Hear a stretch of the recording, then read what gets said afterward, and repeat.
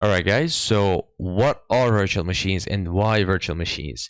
Well, virtual machines are like real computer inside your computer that leases or rents a hardware resources from your main computer, such as CPU, RAM, storage, network interface.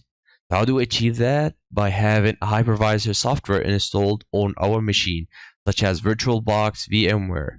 And you might ask, why do I need this VirtualBox or VMware? Well, you need these kind of softwares to do an experiment hacking and learn without affecting your main system.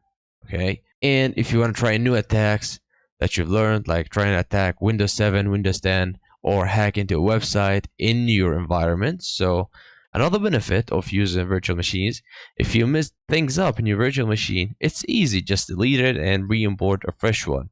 And by the way, virtual machines that work exactly like a real machine, but in separate environment from your file from your main system. Virtual machines thinks that they are the real computer. There's no host, only them, like Kali, for example, the system that we will be using to experiment hacking.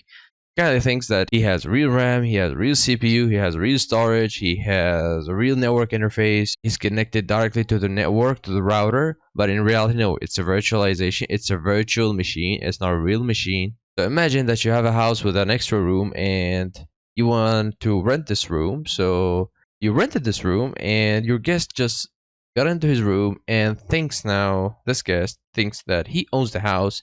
There's no house, there's no you, there's no rooms. It's only this room in this kind of spot of the area. Like there's no house. This is the real house. This is my stash. This is my wardrobe. This is my kitchen. This is my bed. This is the house. There's nothing out of this room.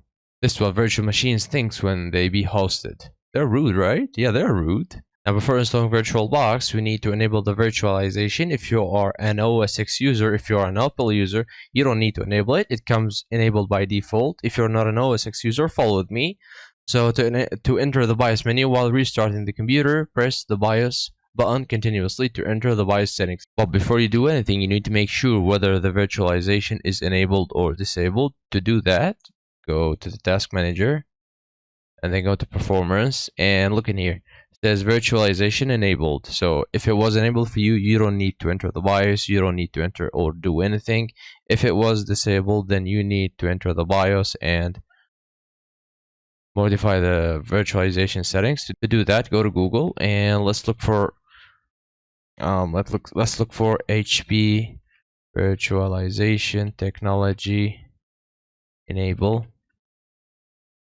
Look in here, it says turn on the computer and then immediately press F10 to open BIOS setup. And here shows you how you can do it. You can look at the pictures even, and you can see kind of explanations. If you couldn't find it, let me know and I'll help you find it by providing me the brand and the model of your computer.